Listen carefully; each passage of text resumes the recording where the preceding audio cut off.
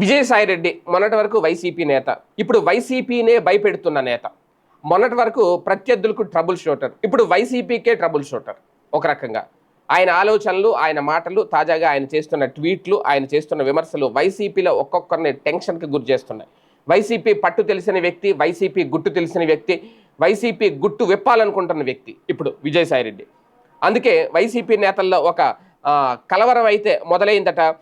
విజయసాయిరెడ్డి ఒక రకంగా వైసీపీ గేట్లు తెరుచుకొని బయటకు వచ్చేసిన వ్యక్తి, అధినాయకత్వం గురించి పూర్తి అవగాహన ఉన్న వ్యక్తి. ఈ నేపథ్యంలోనే లిక్కర్ స్కామ్ వ్యవహారంలో ఆయన చేసిన వ్యాఖ్యలు ఏవైతే ఉన్నాయో అవి తీవ్ర కలకలం రేపాయి. ఒక్కసారిగా వైసీపీని ఒక అయోమయంలో పడేశాయి.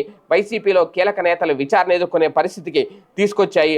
అయితే ఇక్కడ విజయసాయిరెడ్డి వర్సెస్ వైసీపీ, ఈ ఎపిసోడ్లో భారీ మూల్యం మాత్రం వైసీపీయే చెల్లించాల్సి వస్తుంది అనేది ప్రస్తుత పరిస్థితుల సారాంశం. అయితే విజయసాయిరెడ్డి తాజాగా చేసిన ఒక ట్వీటు వైసీపీని భయపెట్టేదిగా ఉంది అంటున్నారు. ఆయన చేసిన ట్వీట్ ఏంటి? విప్పింది సగం బట్టలే, అంటే ఇంకా విప్పాల్సింది చాలా ఉంది అనేది. అంటే సగం బట్టలు మాత్రమే విప్పాను వైసీపీవి, మొత్తం విప్పితే గనక చాలా మంది పెద్దలు కీలక నేతలే బయటకు వచ్చే అవకాశం ఉంది అన్నట్టుగా. ఒక రకంగా లిక్కర్ స్కామ్లో విజిల్ బ్లోయర్ పాత్ర అని ఆయన అనేది ఆయన చెప్పుకుంటున్నమాట.